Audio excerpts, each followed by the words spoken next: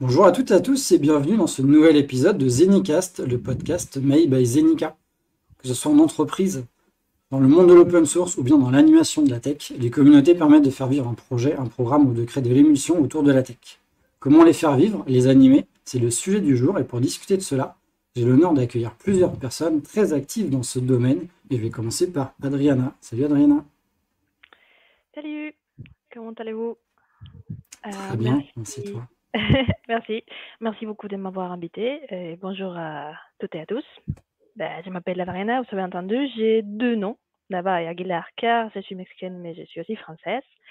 Je suis consultant à Paris et aujourd'hui, je représente la communauté Google Women Tech Makers. Ravi d'être avec Eh vous. bien, bienvenue et merci d'avoir accepté notre invitation. Je vais continuer avec Julien. C'est Julien? Hello, bonjour à toutes et à tous. Moi, c'est Julien et je suis dans la communauté GDG depuis pas mal de temps. Donc le GDG Nantes, puisque je suis basé à Nantes comme Jean-Philippe. Et aussi dans la communauté GDE, Google Developer Expert, donc très teintée communauté Google aussi.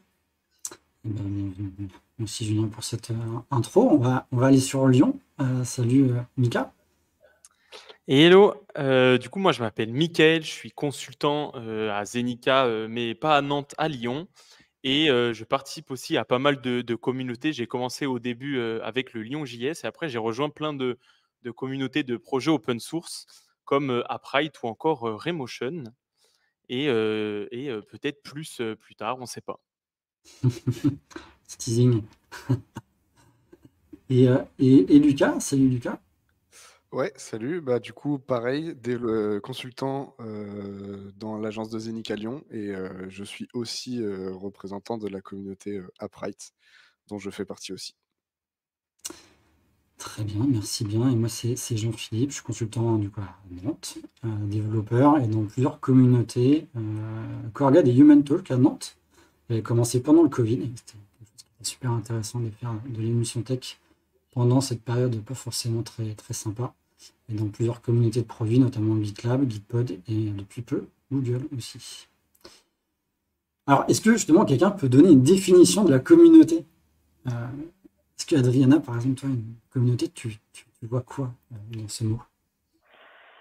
Je vois un ensemble de personnes, des bonnes volontés qui viennent se mettre ensemble pour partager des ressources, des intérêts et qui cherchent à aboutir des fins communs. Yes, Très flou. Et pour carrément. vous? Moi, je rajouterais en plus de la partie un groupe qui veut avoir du contenu en commun et apprendre ensemble, c'est la partie aussi connexion que je trouve intéressante à montrer, qui souvent permet aussi de vraiment indiquer une communauté qui est qui a des liens très forts entre elles. Est-ce que Lyon, vous avez quelque chose à rajouter cette définition? Je pense que c'est déjà une belle définition. Je rajouterais peut-être que c'est pour apprendre et aussi pour créer. Je trouve que les communautés permettent de créer des outils ou des choses assez folles qu'on ne pourrait pas faire seul.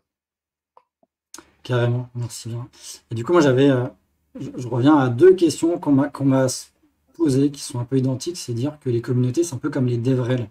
Alors, du coup, est-ce que quelqu'un peut faire un distinguo entre ces deux notions? Euh,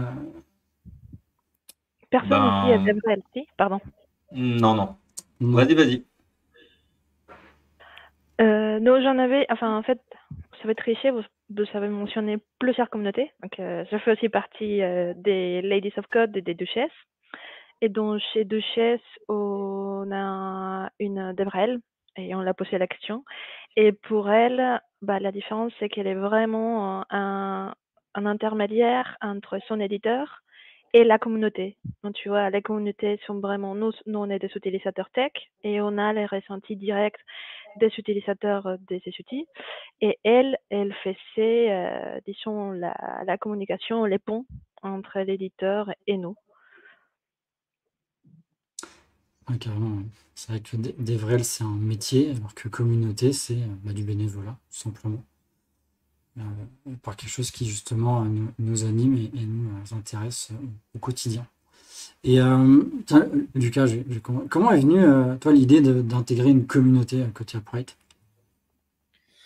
Alors nous, la communauté Upright, on l'a rejoint assez étrangement. C'est qu'on a découvert l'outil de notre côté. On a commencé à en parler. En fait, pendant plus d'un an, on en a parlé en conférence sans être forcément lié à Upright en étant rentré dans la communauté ou quoi. On était purement visiteurs de cette communauté, on va dire.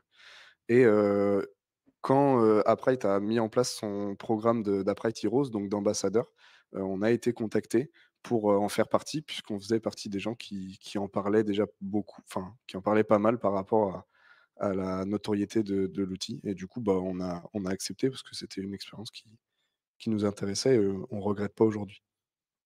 Yes, et en vrai, ça fait, enfin, c'est souvent fait un peu de la même façon pour moi, du coup, après, c'était comme avec Lucas et pour, la partie Remotion, du coup, comment, je suis devenu, Remotion expert, c'était un peu sur le même, concept. On avait découvert l'outil avec, quelqu'un avec qui je donnais un talk sur le sujet, donc Antoine, à l'époque et du coup, bah, c'est, le créateur des Remotion lui-même qui nous avait envoyé un message et qui nous avait dit: «Ben, super, vous aidez à faire, connaître le produit, à faire vivre la communauté, vous faites du contenu et cetera» et il nous avait proposé de rejoindre la communauté autant en tant qu'expert pour pouvoir, un peu, faire vivre tout ça, faire du partage, autour de tout ça. Donc j'ai l'impression qu'il y a quand même pas mal de communautés qui partent sur cette direction-là, où c'est eux-mêmes qui regardent les gens qui sont actifs et qui vont les chercher pour faire intégrer. Je sais pas, peut-être si vous avez des cas, où c'est vous-même qui avez fait la démarche de rentrer dans une communauté? Ouais, j'ai envie de dire côté Google, c'est un peu différent. Après, dans les communautés, donc là, on est plutôt sur les communautés, on va dire, de personnes qui contribuent à produire du contenu, à communiquer sur des outils, et un peu moins sur les communautés qui sont là plutôt pour organiser des événements, comme les Human Talk ou ce genre de choses. Mais ce qui est intéressant de voir, c'est que moi, typiquement, une de mes premières comptes, je pense, côté Google Cloud, parce que je suis GDE sur la partie cloud de Google, c'était peut-être en 2013 et je suis passé Google Developer Expert en 2018. Donc il y a 5 ans où voilà, il n'y a pas eu grand-chose. Mais c'était aussi le temps de vaincre un peu le syndrome de l'imposteur et se sentir légitime à postuler. Puisque du coup, côté GDE, on postule, on remplit souvent sur invitation d'un autre GDE. Il y a tout un process aussi de validation avec des interviews et tout. Mais je pense aussi que c'est une question de maturité dans le sens où peut-être qu'au début, les GDE, c'est venu par proposition directement à quelques personnes pour construire la communauté au tout début. Mais aujourd'hui, la communauté des GDE, c'est, je crois, 800 GDE en Europe. Donc forcément, voilà, c'est pas juste des petits pings par-ci par-là pour dire rejoins la communauté. Donc il y a vraiment un process, on va dire, de sélection. Et aussi un process, finalement, c'est un peu plus carré dans le sens où il y a aussi un process où on doit justifier un petit peu du contenu qu'on propose. Alors il n'y a pas d'objectif en soi, mais en fait on doit rester actif. C'est un peu ça l'idée. Donc pas forcément en faire plus ou en faire moins par rapport à ce qu'on a envie de faire. Mais en tout cas, il faut faire un reporting régulier pour montrer qu'on continue d'être actif. Et du coup, on peut, si on n'est pas assez actif, du coup, être enlevé du programme GDE typiquement côté Google. Et toi, Adriana, côté Women Tech Maker, c'est pareil, c'est une soumission, on remplit un formulaire, non? Il y en a deux façons, enfin disons deux niveaux d'engagement d'un Woman Maker. Et d'ailleurs, tout le monde peut y participer, pas simplement les personnes qui s'identifient en tant que femmes. Donc, la première partie est la plus soft. Vous allez sur les formulaires et faire une page carrément des Woman Maker. Vous cliquez et vous êtes associé. Et vous commencez à recevoir des contenus et être plutôt, je dirais, participant consommateur. Et une fois que vous vous sentez prêt, si vous vous sentez bien dans la communauté, vous devez postuler. Et là, c'est effectivement par dossier. Et expliquer pourquoi vous voulez devenir ambassadeur, enfin ambassadrice en mon cas. C'est la partie que je fais à ce moment. Et là, effectivement, on a bon, d'abord, c'est un dossier dans lequel on présente nos buts, mais aussi les actions.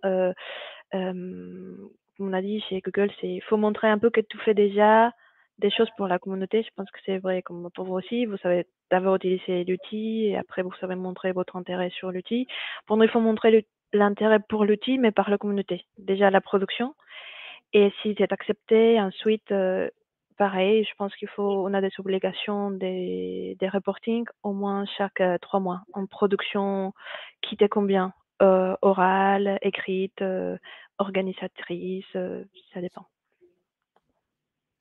Il me semble que, je me trompe peut-être, mais enfin, côté GitLab et Gitpod, c'est pareil, c'est comme pour être intégré Google, c'est un formulaire qu'on peut remplir.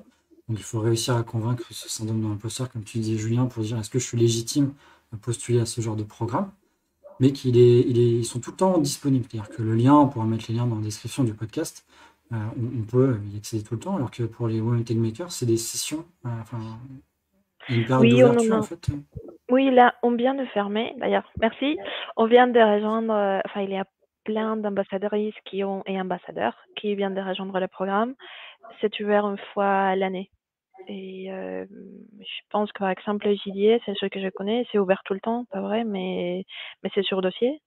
Et je sais pas chez les Ouais. autres. J'aimerais bien savoir. Non, côté GDE, il y a aussi, je sais qu'il y a des phases des fois où c'est fermé. Alors après, est-ce que c'était lié, je sais pas, à l'après-Covid ou autre, ou du coup c'était pas forcément ouvert tout le temps. Mais c'est vrai qu'il y a des phases des fois où on peut postuler et on n'aura pas forcément de réponse tout de suite parce que, je sais pas, il y a peut-être des batchs ou voilà, sachant qu'il y a quand même tout un process d'interview par quelqu'un qui est déjà GDE et par un Googler aussi pour vérifier finalement à la fois le travail accompli, mais plus aussi les motivations intrinsèques de vérifier que le but n'est pas juste d'avoir un badge ou un titre, mais plutôt le but c'est de continuer à avoir de la motivation à publier, contribuer à cette communauté. Et sur App White, est-ce que justement il y a un objectif en fait pour les personnes qui sont dans le programme des Heroes? C'est un peu comme disait Julien, on n'a pas des objectifs hyper tranchés de on doit faire X articles ou X contenu par mois ou quelque chose comme ça. C'est plus rester actif, toujours proposer des choses, rester moteur dans la communauté. Pareil, c'est des contrats entre guillemets d'un an, donc tous les ans, on est renouvelé ou non en fonction de si on a participé à la communauté. C'est ouais, c'est fait en bonne intelligence, je dirais. Si la personne a contribué, on reste après Rose. C'est comme ça que ça fonctionne. Et en termes de contribution, justement, enfin même pour toutes les communautés, on parle souvent de rédaction, ou d'articles de blog ou de conférences, de talks qu'on peut faire dans des conférences. Est-ce que ça s'arrête là ou est-ce qu'il peut y avoir d'autres actions qui nous font intégrer ces communautés? Bah, Je sais pas si côté- dans le cas d'Upright, par exemple, il y a des heroes qui font des choses vraiment différentes. Nous deux, on est très tournés sur les conférences, donc on a fait notamment un talk et un atelier sur ces dernières années à propos d'Upright. Mais il y en a qui vont plus être Upright Heroes parce qu'ils sont des gros contributeurs en termes de code de l'outil. D'autres qui vont beaucoup aider la communauté sur le Discord dédié pour des problèmes ou quoi. Donc il y a vraiment des heroes qui ont presque des fonctions différentes. Donc c'est assez intéressant, ça permet aussi d'avoir de la diversité dans ce groupe-là et de rendre plus intéressantes les discussions qu'on a. Il y en a plein qui font même qui font du contenu, que ça soit juste du contenu, des séries vidéo pour parler de l'outil ou pour développer un projet qui utilise l'outil. Il y en a, ils font principalement, des live Twitch où du coup ils codent et vu qu'ils ont le nom, on va dire, de Upright Hero, ça fait un peu de pub pour le produit.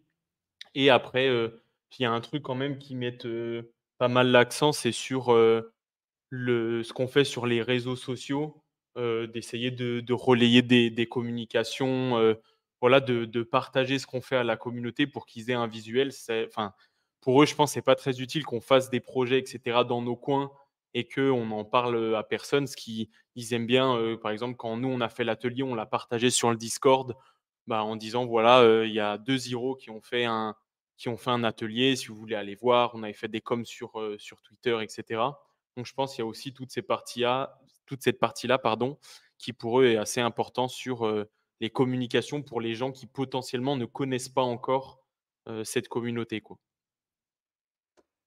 Ouais, carrément. Ouais. Côté GitLab, c'est un peu la même chose. On peut, il y a ces aspects-là, en fait, communication, création de contenu et contribution. C'est vrai que je suis d'accord avec vous sur l'aspect, c'est bien d'avoir des personnes qui ont des tâches différentes. Ça crée justement une communauté qui est très intéressante. Et justement, donc on est tous dans des communautés, mais vous voyez quoi comme avantage personnel à intégrer ces communautés, Julien? Il y a pas mal de choses. Le premier truc, c'est d'appartenir à un groupe justement qui a des moments de partage, d'échange, des connexions, et finalement dans le temps, qui sont d'autant plus fortes que du coup, bah voilà, si on est G2 depuis 3 4 ans, c'est des personnes qu'on a l'habitude d'échanger, puisque du coup, il y a des événements souvent réguliers organisés, voilà, typiquement par Google Cloud ou je sais pas, par Uprise peut-être, des sessions où justement ils présentent des nouveautés, où ça permet de réunir un petit peu cette communauté-là. Donc ça permet vraiment d'avoir cette notion un petit peu d'appartenance, de se sentir à l'aise avec ça pour potentiellement avoir des connexions, avoir des idées, etc. L'intérêt aussi, bah, c'est justement ces points réguliers, donc d'avoir cette communauté-là, c'est d'avoir des annonces avant les autres. Souvent, il y a des NDA pour indiquer, je sais pas, les futurs produits, les futurs releases, les futurs features qui vont arriver. Donc ça, c'est quand même aussi intéressant pour nous-mêmes potentiellement imaginer de nouveaux use cases, imaginer des nouvelles communications, imaginer des nouveaux sujets, des nouveaux contenus à écrire. Donc ça, c'est des choses assez top. Et puis en troisième, je dirais comme ça, je sais pas, côté Google, on peut recevoir des goodies aussi. Enfin, des goodies. Il y a aussi le fait d'être invité à des événements. Donc goodies et événements, on va dire, qui peuvent être intéressants aussi. Permettre de profiter un peu du programme. Et notamment ces événements-là, bah, ça permet justement de retrouver sa communauté ou de voir des talks sur les dernières nouveautés. Bref, ça permet de compléter un petit peu le sentiment d'appartenance à cette communauté. Ouais, d'avoir un peu un aspect privilégié sur les nouveautés, c'est quelque chose qui est vraiment sympa, ça, je trouve. Ouais. Adriana, côté Women Tech Maker, du coup, Oui, ben, pour moi, il y a un vrai sentiment d'appartenance avec des affinités plus claires, car bon, vous le savez, dans nos équipes dev, on ne trouve pas toujours une majorité des femmes ou dans mon cas d'expat, des femmes, ça fait un peu un mélange. Et bah, Women Tech Maker est une initiative globale, donc c'est assez simple de retrouver d'autres expats. Ça, c'est un vrai sentiment d'appartenance. Ça facilite beaucoup de choses. Ça, naturellement, tu peux communiquer et peut-être les challenges que tu rencontres sont rencontrés aussi de l'autre côté. Et comme c'est tellement facile, je pense que aussi les échanges se font plus facilement et des projets aboutissent plus facilement.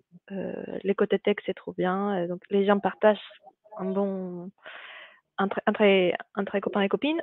Donc l'apprentissage, je pense, est aussi plus fluide. Et je pense que depuis que je fais partie de la communauté, j'apprends plus, même au moins je mets un pied dedans dans des nouvelles choses d'une façon plus simple que quand je le faisais toute seule ou que quand j'ai tenté d'y aller toute seule. Et dès que je bloque un nouveau premier pas, une nouvelle réflexion, c'est d'aller demander aux copains ou aux copines et de moins bloquer dans mon coin. Et si il n'y a pas quelqu'un dans la communauté directe, je sais qu'ils vont tenter d'aller chercher quelqu'un qui pourrait m'aider. Donc c'est vraiment ce réseau d'aide et est incroyable. Je pense que c'est une des meilleures choses qu'une communauté peut apporter. Ouais, moi, c'est clairement, j'avais été, pas impressionné, mais j'avais été mentor pour la Women Developer Academy, là, organisée par Google l'année dernière. Il y avait un canal Discord et en fait, il y avait bah, justement les personnes échanger entre elles, demander son avis en fait, et les gens, bah, enfin, je trouve ça génial parce que elles avaient des doutes sur des sujets ou sur la prestance dans des conférences. Et à partir de là, on voit ces personnes qui enchaînent les confs maintenant. Et du coup, c'est grâce à ce programme-là. Et en fait, elles continuent toujours d'aller dans le canal Discord pour poser des questions, demander. Et en fait, voilà, ça crée un groupe assez animé et qui amène des résultats très visibles. Et je pense que, vu de l'extérieur, en tout cas, on sent qu'il y a un bien-être qui sort de ce programme-là. Et Et ouais, c'est quelque chose qui est très sympa, je trouve. Côté App White, du coup, vous êtes toujours bien dans le programme. Ouais, nous, non, en vrai, il y a quand même pas mal de points positifs, je pense, sur les communautés. Comme disait Julien, de connaître un peu les features en avant-première, c'est quand même plutôt cool. Nous, souvent, en conférence, quand on donnait le talk ou l'atelier, on demandait si on avait le droit de teaser un peu les gens sur des features qui étaient pas encore sorties. Après, il y a aussi le côté, je trouve, qui est quand même très important, c'est je sais pas comment dire, mais un peu la fierté de faire vivre une communauté. Si je prends l'exemple, par exemple, avec le Lyon JS, ben, de pouvoir rassembler plusieurs personnes autour d'un événement, etc. C'est des choses qui sont quand même assez compliquées. Quand il y a eu la période de Covid, ça avait assez fragilisé tous ces trucs-là. Et c'est quand même plutôt cool de voir à la fin d'un événement, de se dire c'était trop bien, tout le monde parlait entre tout le monde quand quand on a dû quitter les lieux de l'événement. Des fois, nous, ça nous arrive, les gens, ils continuent à parler sur le trottoir alors qu'il est déjà 23h30, ils continuent à parler de leur mission, d'un outil ou n'importe. Donc, on sent que c'est quelque chose qui est important, qui fait vivre la communauté. Et après, il y a le côté aussi, comme disait Julien, des goodies. Avec Lucas, je pense qu'on en a, mais on reçoit des goodies en boucle. Donc après, c'est bien, c'est que quand on va en conférence, on a la panoplie entière. Je pense qu'on a quasiment tous les vêtements. Et, Oui, les pareil, chaussettes, ouais, on a On a chaussettes, chaussettes, sweats, le t-shirts, t-shirt, sweat. casquettes, maillot de baseball. maillot de baseball. Ah ouais, ça. Donc voilà, on a plein de trucs. C'est des trucs, en vrai, c'est pas très important, mais on va dire que ça permet un peu aussi, quand on va dans des endroits publics, en conférence ou quoi, de faire rayonner un peu le truc. Et après, c'est les invitations aussi pour certaines conférences. On a été invité une fois à aller à une conférence à Berlin, je crois, pour une conférence Flutter, parce que du coup, on utilise beaucoup Upright avec Flutter. On n'avait pas pu y aller, mais voilà, on a des opportunités comme ça qui nous permettent de voir le reste de la communauté, etc. Donc, c'est franchement super cool, quoi. Ça nous permet aussi, tout bêtement, mais de continuer à aller en conf. Upright nous a financé au moins 2 fois, je crois, cette année pour aller en conférence. Donc, pour, ceux qui n'ont pas la chance d'avoir des entreprises qui financent ça, c'est vraiment cool. Puis ouais, c'est la sensation de, à notre petite échelle, apporter quelque chose à cette communauté, ça fait toujours plaisir. Ça, c'est vrai que c'est un point qu'on néglige souvent, mais le coût pour les entreprises ou pour soi, si l'entreprise ne le supporte pas, d'aller en conférence, de juste la logistique pour y aller. C'est vrai que côté GDE, en gros, de mémoire, c'est si on a une audience au moins de 60 ou 80 personnes et que ça reste dans notre région, on va dire, on a de grandes chances d'avoir le déplacement qui peut être pris en charge par Google. Et ça, c'est vraiment cool, parce que du coup, ça permet de pouvoir aller à différentes conférences. Bon, faut être pris avant, forcément, hein, mais une fois qu'on est pris, du coup, ça permet d'avoir la possibilité d'y aller. Donc ça, c'est vraiment chouette. Côté GitLab, c'est 500 $, je crois, mais il y a des raisons. Enfin, faut prendre un événement, faut être speaker dans un événement GitLab. Du coup, depuis le Covid, il y en a quand même beaucoup moins. Ok. Mais du coup, bon, c'est quand même 500 $ d'éviter de payer personnellement. Donc c'est quand même quelque chose assez sympa. Et justement, ça fait plusieurs années du coup que vous êtes dans des communautés. Est-ce que, pour une raison X ou Y, vous avez déjà pensé sortir des communautés? Adriana, par exemple. Pas sortir, mais en fait, je suis très contente, j'ai souhaité rester, mais il faut que j'apprenne à mieux organiser mon temps et mon énergie, car c'est tech, donc nous aimons bien ça. Et puis, on a quand même des affinités à la communauté, sinon on ne resterait pas. Donc, pour moi, l'attachement, c'est assez personnel, c'est une communauté globale, je trouve des gens super cool et beaucoup de femmes. Donc des fois, je compte pas correctement mes heures et ça a mieux géré mon énergie et mon temps. C'est quelque chose. C'est plus une réflexion et peut-être une pratique pour ceux qui ont plus de années d'expérience que moi à mieux gérer. Et pour vous? Nous, Ouais. nous, en vrai, on a. enfin, on s'est jamais trop posé la question. Après, le truc qu'il y a de bien, c'est que dans les communautés, enfin, personnellement, les communautés où je suis, il y a pas, enfin, vu que j'ai pas forcément de contraintes de production, c'est assez adaptable, on va dire, avec mon agenda. Côté Lyon.js, si j'ai pas le temps d'organiser un événement, bah, il y a les autres orgas qui pourront le faire et je prendrai la main sur ceux d'après quand eux, ils n'auront pas le temps, etc. Et côté Upright ou Raymotion, comme on disait, ils sont pas forcément très regardants sur la production précise que l'on fait. Donc c'est assez tranquille à maintenir. Et puis pour le moment, on va dire que j'ai encore le temps de m'investir dans ces sujets-là. Donc tant que je m'investis et que de leur côté, ils ne voient pas de problème à ce que moi je produis, pour le moment, je pense pas sortir tout de suite, quoi. Ouais, sachant qu'en plus, nous, comme je le disais précédemment, mais notre contribution à Pride, c'est beaucoup des conférences. C'est quelque chose que de toute façon, on adore faire, même hors communauté. Donc, ça nous demande pas, enfin, ça nous demande pas un effort énorme, juste, on adore le faire. Donc, je pense que peut-être que le jour où faire des conférences nous plaira moins, peut-être que ça reviendra sur le tapis, mais pour l'instant, pas du tout. Ou quand vous ferez des conférences sur Firebase, quoi. Peut-être qu'ils feront là, peut-être, quoi. Ouais, mais Voilà, c'est pour ça c'est pour ça qu'on essaye toujours de faire la nuance entre les deux. Faut pas non plus faire de la pub pour Oui, oui, pour non, les mais tout à fait. concurrents, Je dis mais ça en rigolant, hein, mais ouais. non, c'est intéressant. En tout cas, il faut se sentir à l'aise avec la communauté dans laquelle on est. Il ne faut pas forcément être le VRP, le vendeur de la communauté, hein. Le but, c'est juste de profiter et de montrer des outils qu'on aime et d'être reconnu pour cet aspect-là. Donc, c'est ça qui est important. Moi, niveau communauté, bah, il y en a une que j'avais arrêtée, qui était le Huawei Developer Group France, le HDG. J'avais déjà co-créé, c'était juste après le Covid.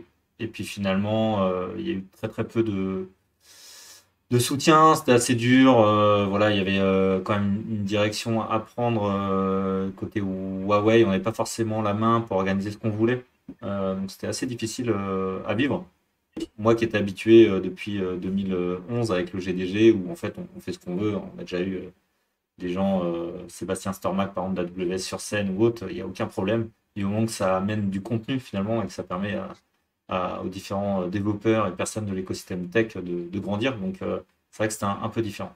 Après, comme j'ai dit, enfin, ça a été dit aussi, c'est la gestion finalement du temps aussi qui n'est pas évidente. Bah, quand on aime faire des talks, on fait des talks. Si c'est un sujet qu'on aime bien, bon, bah, ça matche bien, on fait les deux en même temps. Mais après, il y a typiquement côté GDG Nantes qui organise le DevFest Nantes. Donc, j'ai eu la présidence jusqu'en 2020.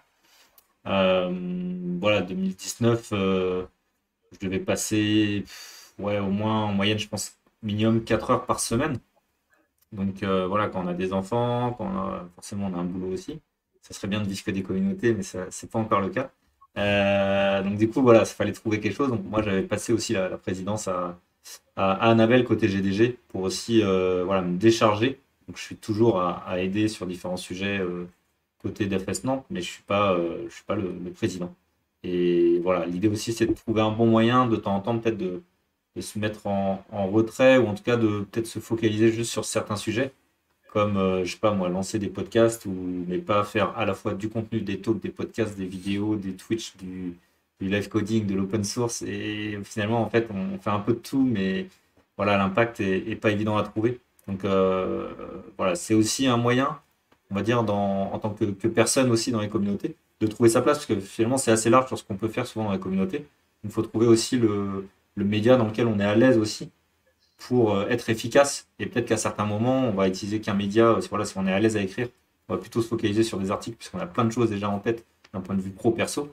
Et peut-être qu'il y a d'autres moments, bah, on va s'essayer à des nouvelles choses, parce qu'on a un peu plus bah, l'envie de le faire, donc peut-être le temps aussi qu'on va y consacrer. Et toi, d'un point de vue communauté, Julien, tu as aidé quand même pas mal de communautés aussi à se lancer. Donc là, c'est ça qui est intéressant aussi, je trouve, c'est en tant que communauté, tu as aidé d'autres communautés à se lancer. Ouais, Donc, ouais. Bah, en fait, côté GDG, on va dire, ça fait pas mal de temps que j'ai eu l'habitude d'organiser des événements. Donc, typiquement, à Nantes, j'avais aidé un petit peu le CNCF Nantes aussi à se monter. J'avais vu aussi pour Nantes.js à avoir une passation parce que c'était un peu moins vivant.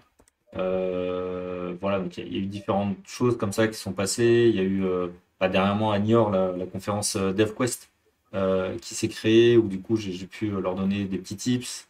Euh, il y a le GDG Cloud Abidjan aussi, on a toujours un partenariat avec le GDG Cloud Nantes, parce qu'eux cherchent beaucoup de contenu en français. Et donc du coup on discute toujours beaucoup avec eux. D'ailleurs ils font un DevFest Mhm. Afrique francophone prochainement, et ça c'est super d'avoir du coup une mixité et du coup d'avoir beaucoup de talk aussi en français pour donner du contenu justement à des personnes qui sont peut-être moins à l'aise avec l'anglais. Donc ça, je trouve ça une super initiative.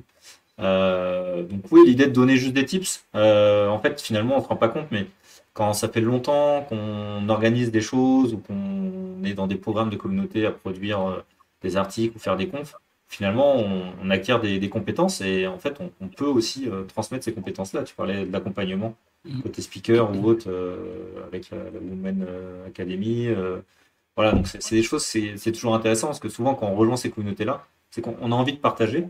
Et donc, finalement, en créant des choses ou autre, on acquiert des compétences, mais on a envie aussi finalement de transmettre un petit peu ces compétences-là et aider d'autres personnes à pouvoir rejoindre ce programme-là. Donc c'est pareil aussi, j'ai aidé différentes personnes à rentrer dans le programme GDE ou dans le programme Champion pour essayer justement de voir un petit peu, expliquer c'était quoi les attentes, l'intérêt, essayer de voir si ça allait fitter entre le programme et la personne. Ah bah oui, c'est clairement mon cas. Je t'avais posé des questions là-dessus. Et du coup, c'est grâce à toi que tu m'as fait aller dans le programme des innovateurs. Donc, encore merci d'ailleurs pour, pour, pour ça. C'est vrai que c'est quelque chose qui est vraiment très sympa.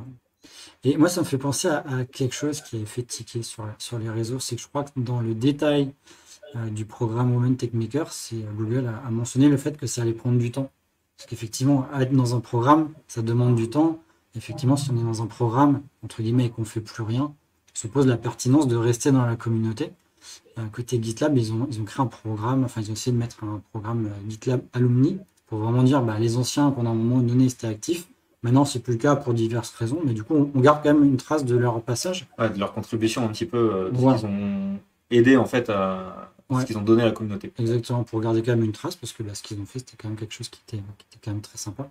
Et du coup, éviter de les supprimer, entre guillemets, du programme. Donc, je trouve ça intéressant là-dessus. Et c'est un peu en lien avec ce que Google demande, de tracer ça dans la plateforme pour dire un peu, voilà, qu'est-ce qu'on a pu faire pour la communauté. Et côté Google, je trouve ça intéressant, c'est de voir l'impact que ça a. Mm. Ça permet aussi de prendre un peu du recul en disant, tiens, j'ai écrit un article de blog où j'étais en conférence, mais en fait, combien de personnes étaient dans la salle de conf? Enfin, côté APP White, je sais pas si vous êtes amusé à faire ce calcul de personnes que vous avez pu donner de l'information sur Ouais, ça, mais l'audience touchée, quoi. l'audience. Nous, ce qui est bien, c'est qu'en plus, dans le talk qu'on donnait jusqu'à encore début de cette année, c'est un talk participatif où les gens s'inscrivent sur une appli. Donc, on avait des stats quasiment exacts du nombre de gens qui étaient dans la salle. Bon, plus ou moins ceux qui utilisaient pas l'application. Donc, ouais, on a une idée assez claire du nombre de personnes qu'on a touchées. Et je sais qu'on a aussi eu l'année dernière des stats sur l'utilisation d'Upright. Et en Europe, la France était Ouais, je crois que vachement devant les autres je pays. crois que c'était quand ils avaient sorti la version cloud d'Upright. Ils nous avaient pingé sur un chan entre Hero en nous disant ouais, on voit un pic d'utilisation. Genre en France, vous avez des stats où il y a beaucoup, beaucoup de gens qui se sont inscrits. Est-ce que vous avez fait un truc? Et du coup, avec Lucas, on nous disait, on a joué une conférence genre il y a quelques mois, etc. Mais en fait, on ne se rend pas compte. Mais à force de reposter certains articles, de faire du contenu en conférence, etc., eux, en fait, sur les stats, ils s'étaient rendus compte, je crois qu'on est les seuls, représentants en Europe. Ouais. Donc, en fait, ils se sont dit, les deux qu'on connaît en France, c'est eux. Et on se rend compte qu'en France, il y a eu un pic sur les téléchargements de cette version. Donc, ils ont posé la question et nous, on ne savait même pas leur dire. On a dit, c'est peut-être nous, mais voilà, on pouvait pas en être sûr, mais on l'espère, quoi. Et si, c'est grâce à vous, les gars. C'est grâce à vous. Fallait faire sur leur graphique, rajouter les conférences que vous avez faites, on aurait vu les pics juste après. Ouais, c'est ça. Ouais, c'est là où c'est pas toujours évident aussi pour côté éditeur, je sais pas, que ce soit GitLab ou d'autres, hein, d'essayer de voir l'impact que ça a, ce programme de communauté. Mm. C'est vrai que c'est quelque chose qui est pas toujours évident parce que tu as un impact qui est tout relatif. Alors, toi, finalement, j'ai envie de dire, tu t'en fiches de l'impact. Toi, tu veux juste l'impact sur le moment, c'est-à-dire essayer d'avoir quand même une audience, faire une conférence et qu'il y a 2 personnes. Bon, c'est un peu dommage, alors que tu pourrais en avoir 20, 50, plus. Donc, c'est plutôt cool. Donc, l'impact sur le moment, mais après, l'impact long terme sur potentiellement le produit en lui-même ou autre. Finalement, Upright ou autre, en plus, c'est open source. Donc, est-ce que les gens vont utiliser la version cloud? Est-ce qu'ils vont utiliser la version open source ou autre? C'est vraiment difficile aussi en tant qu'individu, finalement, contributeur de la communauté, d'avoir cette notion-là. C'est vrai que c'est pas évident. Et après, je sais pas si c'est vraiment, enfin, s'ils recherchent vraiment des chiffres en tant que tels, parce que tu vois, l'exemple, c'est que du coup, avec Antoine, quand on était, enfin, quand on est encore mes Raymotion experts, on avait fait les vidéos l'année dernière pour le DevFest Nantes. Donc, du coup, on avait utilisé Raymotion pour des vidéos qui étaient affichées enfin, sur toute la conférence.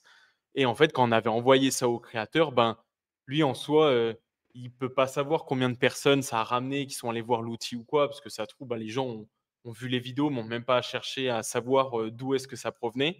Mais pourtant, lui, il était super content de se dire, bah, il a repartagé l'article, il en avait parlé sur le Discord, il disait, bah, regardez, il y a une énorme conférence en France où du coup, il y a eu des vidéos Raymotion qui étaient diffusées sur tous les écrans. Il avait même dit, il y en avait même dans l'ascenseur, c'était un truc qui l'avait marqué. Et lui, chez lui, ça lui fait peut-être pas, on va dire, un retour d'investissement, mais je pense qu'il y a aussi la fierté de se dire que le produit qu'ils ont construit sert à un but commun à une communauté aussi, parce que du coup, ben, toute la communauté qui après on va dire, a profité de ces vidéos-là. Et pourtant, lui, enfin, je pense pas que ça lui a rapporté quelque chose directement, mais indirectement, je pense qu'il y a quand même un vrai apport, quoi. Ça peut ramener plein de choses, hein. Ça peut ramener du sponsoring sur GitHub, des trucs comme ça aussi en derrière. Ouais, une curiosité aussi des développeurs, finalement, de savoir comment ça a été fait. Et je fais un petit coup de teasing, mais ça sera encore le cas au DevFest Nantes cette année. Il y aura encore tous les écrans avec Raymotion. Incroyable. Incroyable. Et alors du coup, je vais revenir moi sur l'aspect animation des communautés. Justement, on peut faire des choses à droite à gauche des talks, des conférences, mais est-ce que justement dans ces programmes communautaires, il y a entre guillemets quelqu'un qui pilote cette communauté côté women développeur, women tech maker? Est-ce qu'il y a Google fait quelque chose?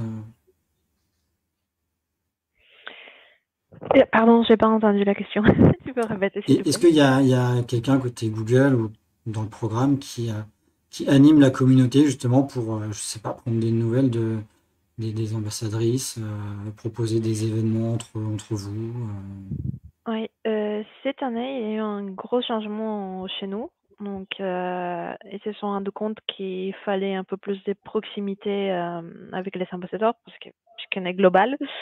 Et donc maintenant, on a des leads, enfin, il y a des leads globales qui gèrent les programmes enfin, globalement et des leads régionales. Donc, France appartient à EMEA, donc Europe. Et je pense que même en Europe, on est divisé dans deux parties.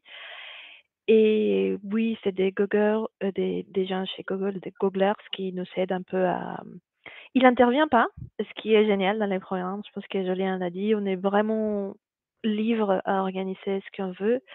Mais si on a besoin de quelque chose, on peut aller frapper maintenant chez quelqu'un.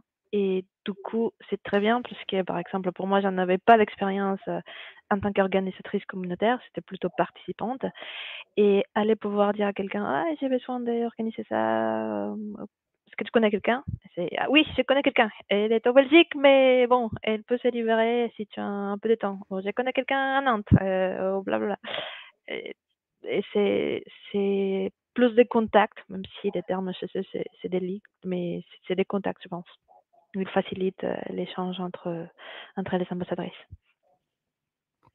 Comme disait Julien tout à l'heure, côté Google Cloud Innovateur, il y a des réunions assez régulièrement pour présenter des sujets et un canal chat où justement on peut échanger tout simplement des messages. Je pense qu'il y a pas mal de communautés qui sont aussi sur du Discord, pour ceux que je connaisse. Du coup, c'est intéressant de dire, tiens, j'ai un article en cours. Est-ce que quelqu'un qui, du coup, fait partie du programme peut aussi le relire ou donner juste son avis en fait sur le chose. Mm. Je trouve que ça amène pas mal de choses où les personnes vont peut-être avoir une vision différente de part de leur métier différent. Ouais. Ça permet d'apprendre des choses, donc c'est quelque chose qui est très sympa. Je sais pas si vous aviez quelque chose à rajouter sur les communautés, de manière générale. Bah, moi, je préfère rappeler aussi qu'il y a vraiment, on va dire, différentes communautés. Il y a la communauté, on va dire, côté un petit peu organisateur, donc typiquement les GDG ou un Lyon.js, où tu es là plutôt pour faire en sorte d'animer et de réunir les gens. Donc c'est à la fois trouver un speaker, trouver un lieu, trouver un sponsor et faire de la com pour que les gens viennent. Donc ça, c'est vraiment quelque chose qui est rassembler une communauté. Et puis après, il y a les communautés plutôt avec des statuts d'ambassadeurs, d'heroes, d'experts ou que sais-je, qui sont là plutôt pour vraiment de la production de contenu, d'essayer de ouais, diffuser, partager des éléments. Alors que c'est vrai que dans la communauté, quand tu es côté organisateur, tu es plutôt là pour laisser justement quelqu'un qui est expert, heroes ou autre, présenter son sujet. Donc tu le mets dans de bonnes conditions pour qu'il présente son sujet. Et côté communauté d'heroes ou autre, tu es là pour présenter un sujet sans forcément survendre un produit. C'est ça qui est aussi intéressant. C'est que l'idée, c'est aussi avec ces communautés-là d'avoir un retour qui est un retour honnête, terrain ou autre. On n'est pas payé par la boîte justement pour en parler. Donc c'est aussi quelque chose qui est intéressant, je trouve, euh, à diffuser. Le fait voilà, de pas être, comment dire, c'est pas de l'affiliation. On gagne pas d'argent si des gens s'inscrivent à Upright ou à Google Cloud ou autre. Voilà, on n'a rien là-dessus. Donc l'idée, c'est vraiment de faire du partage sans forcément avoir de retour. On peut avoir des retours comme, je sais pas moi, des événements réguliers, des goodies, on en a parlé, ce genre de choses, appartenir à une communauté. Mais c'est que du bonus. Les gens ne font pas ça pour ça, quoi. Ah, mais ça met dans un contexte qui est quand même assez du coup agréable et c'est sympa et qui donne envie justement de faire de la pub gratuitement, quoi. Et c'est là où je pense qu'on est plus. Enfin, il y a un aspect où on n'est pas payé par la boîte, donc si on fait un retour positif, peut-être que les gens vont aussi l'entendre différemment en disant bah tiens, c'est pas entre guillemets un commercial qui nous présente et qui nous fait la pub pour un produit, mais c'est un retour d'expérience d'utilisation. Et dans ce cas-là, bah, c'est souvent, enfin en tant que tech, c'est quand même très agréable de voir ce genre de retour assez concret. Justement, je rebondissais sur ce que tu as dit sur l'aspect organisateur d'événements. C'est vrai que nous, côté Human Talk, du coup à Nantes, on est à 3 et on essaie aussi d'accueillir des personnes qui commencent dans le rôle de speaker. Donc c'est un peu dans le sens aussi du mentoring que plusieurs assos ou regroupements peuvent faire. D'ailleurs, de voir la personne qui fait son talk et qui est assez serein, c'est quelque chose qui est intéressant. Et quand on lui dit, bah tiens, vas-y, soumets par exemple des Face Notes, et qui, bah non, j'ose pas, et on va lui dire, mais si, vas-y, tu peux le faire, tu peux soumettre. Derrière, quand il est pris, tu te dis, bah c'est quand même cool, c'est un peu, tu es un peu mis en avant pour faire ça, et c'est quand même quelque chose qui est Ouais. très sympa. Et côté Julien Topsou qui fait le soft Craft Record, Ouais. qui fait ça aussi, c'est intéressant de voir que les personnes qui sont issues de ces tremplins-là arrivent en conférence. Ça, on l'a peut-être pas assez dit, mais c'est vrai que c'est une façon de s'ouvrir sur des opportunités, finalement, d'essayer de suivre ces communautés, soit côté organisateur, soit côté produit ou autre, c'est d'avoir des liens peut-être avec le contributeur principal de Raymotion ou le créateur de Raymotion. Bon, bah, tout le monde n'est pas en contact avec lui. Ça peut être aussi voilà, des possibilités, justement, de pouvoir s'ouvrir à d'autres choses qu'on ne connaît pas. Comme tu disais, tu fais un talk à un endroit, et ben finalement, tu peux en faire à d'autres endroits. Donc souvent, 100% des speakers ont tenté leur chance dans les CFP. Bon, bah voilà, faut tenter sa chance, faut y aller, quoi. Donc, Oui, carrément. Côté Lyon.js, vous faites des événements, c'est quoi? C'est tous les mois, c'est ça? Ouais, on fait un événement par mois. Au tout début, du coup, comme on disait, c'était un peu plus calme à la sortie du Covid. L'événement était un peu moins actif. Et après, on est plusieurs à avoir rejoint l'orga. Pendant un moment, on était 4. On a réussi à refaire des événements où on accueillait quasiment 100 personnes par événement. Donc pour un meet-up, c'est quand même pas mal. ouais, c'est Et super. après, au fur et à mesure, on a recruté d'autres personnes dans l'orga qui étaient à la base des personnes qui venaient beaucoup au Lyon.js, qui nous posaient plein de questions, qui nous aidaient à installer certaines choses, etc. Et on leur a proposé de rentrer dans l'orga et de venir nous aider. Et à côté de ça, il y a plein de gens, notamment des personnes à Zenica, qui en soi ne font pas partie de l'orga du Lyon JS. Et Lucas, je pense, c'est un des meilleurs exemples. C'est des personnes qui sont quasiment à tous les événements, qui connaissent le setup de record quasiment comme nous, etc.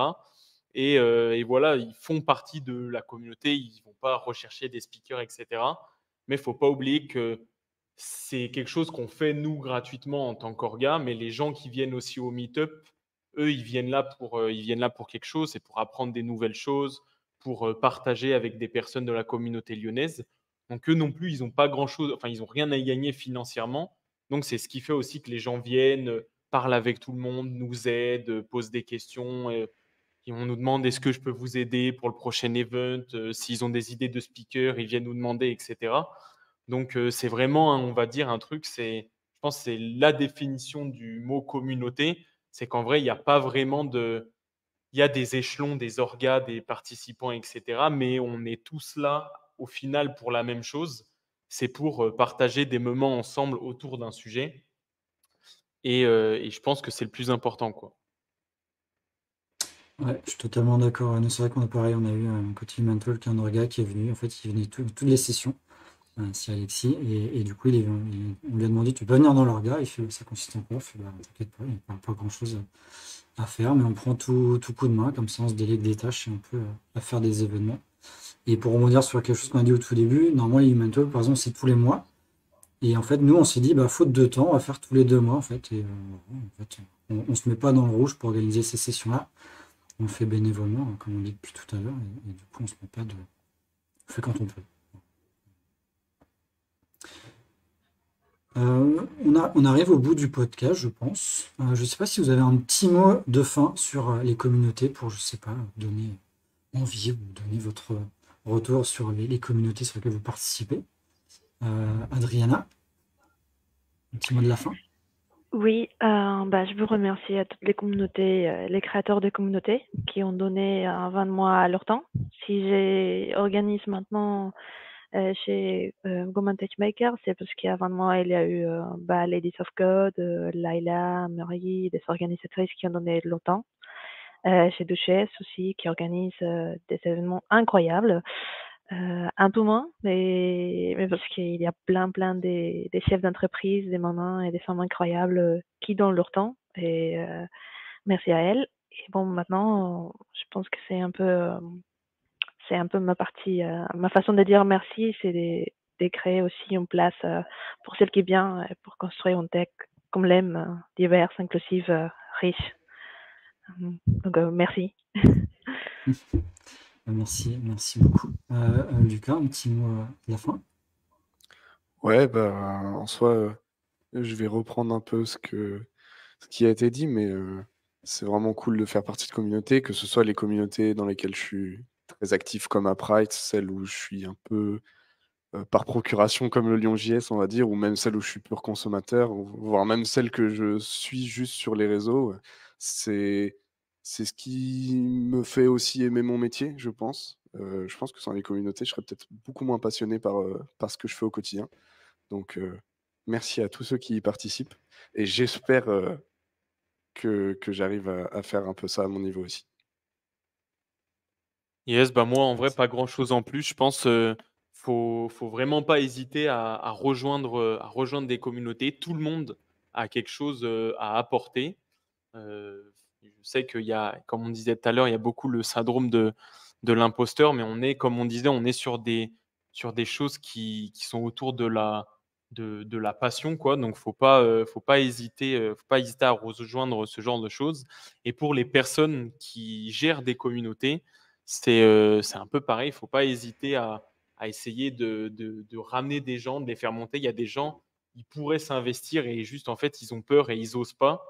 Et du coup, je remercie les gens qui m'ont fait intégrer le Lyon JS, puisqu'au début, j'y serais peut-être pas allé de moi-même, et même d'autres communautés sur lesquelles j'interviens. Toutes ces personnes qui aident au quotidien, c'est vraiment cool. Donc, n'hésitez pas, foncez dans les communautés. Merci. Okay.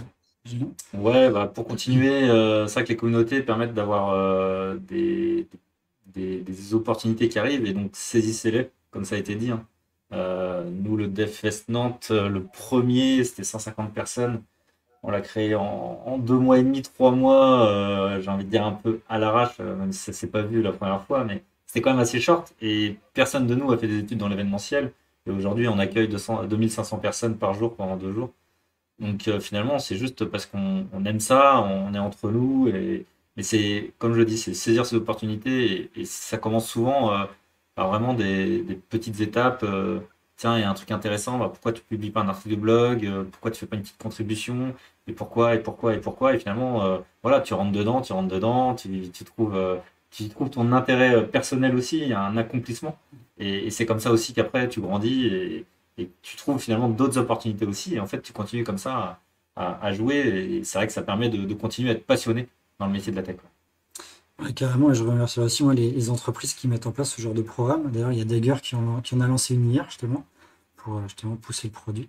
Parce que du coup, ces entreprises qui font ça, il y a quand même un effort d'encadrement pour mettre du coup les personnes à l'aise. Et justement, les communautés, moi, je trouve, font aussi progresser énormément. Donc, c'est clairement mon cas. Donc, en tout cas, merci à toutes les personnes qui ont pu mettre ces communautés en avant et qui continuent aussi, bah, comme Julien t'a fait sur GDG Abidjan, pousser d'autres communautés à se créer. C'est quelque chose qui sont vraiment très, très importantes pour notre métier dans la tech.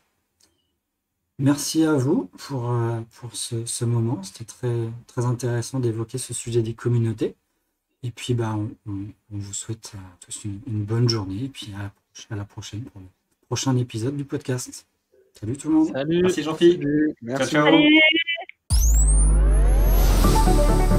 Salut!